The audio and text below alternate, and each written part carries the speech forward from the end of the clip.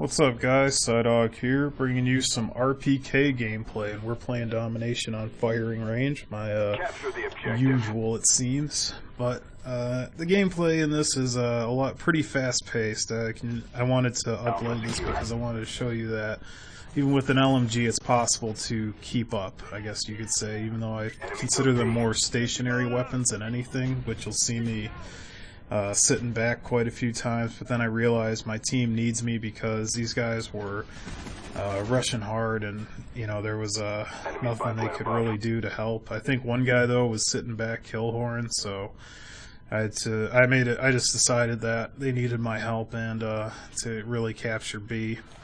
And what I mean by that is my goal was to play more of a defensive role and keep them off B and just kind of defend, and I was hoping that they would, because I'm using an RPK of course, so I can't really rush to the fights and stuff, but these guys were having trouble. I'm playing with randoms on this one, and they just were having trouble getting B, so I realized that that I had to come and help and, you know, do the capturing flags, even though I'm using a very slow moving class. Obviously, if you're going to capture flags, you want to use a very light class, like with flak jackets, so using like a submachine gun or a shotgun would be ideal for capturing points. But when you've got a big heavy RPK and you're trying to capture the points, you can't really, you have to really be able to predict where the enemy's going to be and have a lot of situational awareness, as they say. So, but we do end up getting B, and we do end up winning. I don't end up with the highest kills though, but I do end up with the highest score, oddly enough. This isn't really a beast score, like I didn't go 70-2 or something like that. I actually went, I think it was 46-13 or something, but I just wanted to show you that even when the game's getting fast-paced and hectic, it is possible to use an LMG and keep up, but it's not always easy. And as for the RPK goes, I wouldn't recommend using it because it is a fantastic pile of crap. I honestly don't see why they would put this in here. For attachments, I'm using the extended mag, or the drum mag, whatever you want to call it. And when you use that, you give yourself obviously more ammo, and that means less reload time, but, well, not less reload time, that means the less number of times you have to reload it. I think you only have to reload it 2, but because of this extremely slow ADS, that's why I want Sleight of Hand Pro, so that I can ADS quickly and keep up with everyone. So if you wanted to, I think another good perk would be Steady Aim Pro for it. Not for the hip fire purposes, but just for, bringing it up really quick after you sprint. So that's another thing you could consider with the extended mag attachment on it. Now, if you can't use the iron sights, the red dot sight isn't that bad, but the thing is, this gun isn't really... the recoil on it's just so horrible that even pop shotting can be a very difficult task with it, and it's very weak. So I think the best way is to do really sustained bursts, like maybe hold it down for 2 seconds and then let go and let it and then reset it and shoot it in 2 bursts again, because it just can't. If you don't shoot it fast enough, one bullet doesn't do enough damage and it'll get away, but if you shoot too long, the recoil kicks it way out of, just kicks the sight everywhere and you can't get back on target. Sometimes you get lucky and it just falls right back into place like it should, and or it barely has recoil. Then other times it's all over the screen, so it's kind of like the Uzi of the LMGs. But some games I've had with it, I think I do really well or decent, like in this game. Then the rest of the games I'm struggling to go positive with it. So it's definitely not a LMG to keep. That would be the M60, obviously, because it's actually acts like an LMG.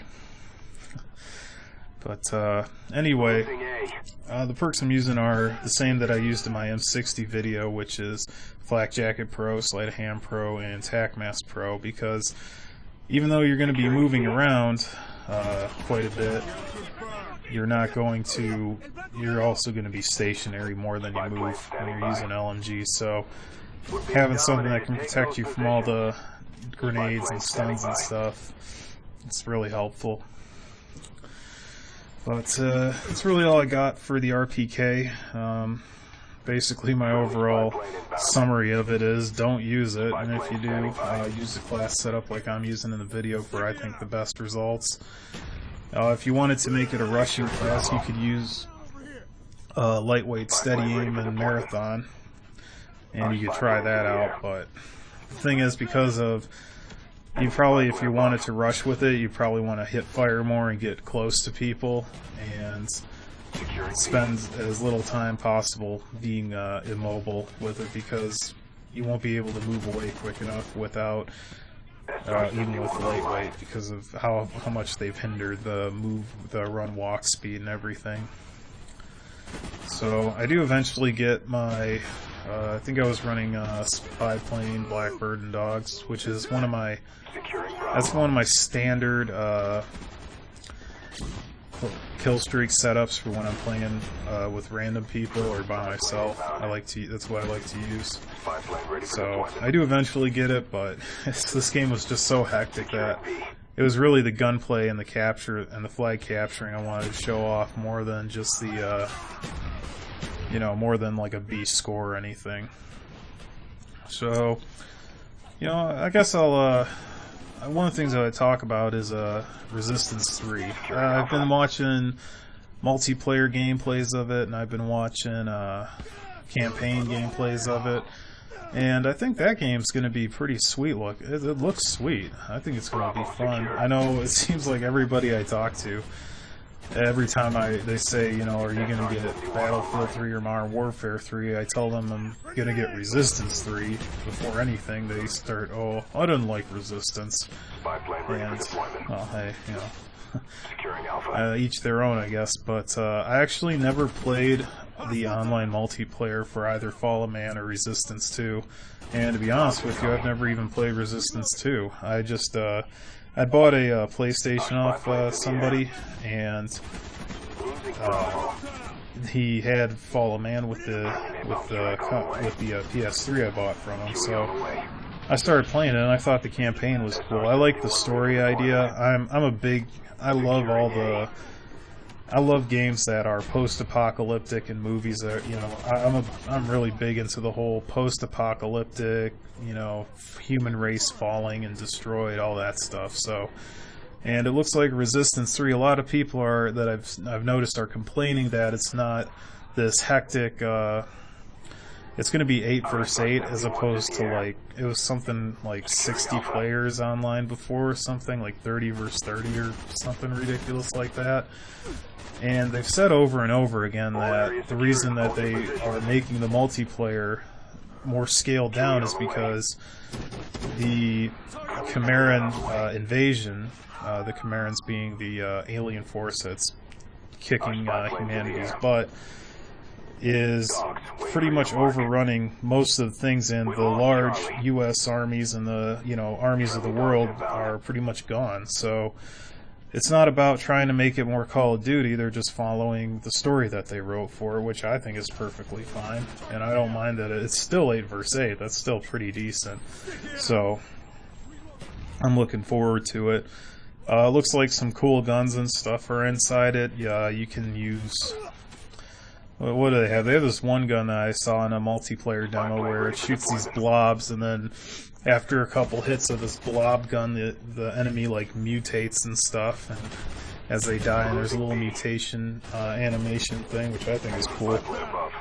But it looks like a game I'll have fun with, and I'm pretty much more so looking forward to playing it for the campaign, I think, which isn't true for most shooters I play, but I don't know. I mean, the multiplayer just seems like a nice treat. I think what they're doing, though, is if you buy the game used and you want to play the multiplayer, you're going to have to pay a $5 pass or something, but I don't think that's that big of a deal. I mean, that's just kind of like, you know, you buy if you bought Modern Warfare 2 used, and, you know, you want to play the new maps or something because everyone else is playing them, but I know it's obviously different and stuff, but I don't really, if it's just $5, like if it were 15 or something, or 20, yeah, it'd be outrageous, but if it's just $5, I don't think it's that big of a deal. Even I would buy it, and I'm stingy. But, you know, what are you looking forward to? It's pretty much it. I think the video's coming down to an end here, so I will talk to you guys later with more comms. Later.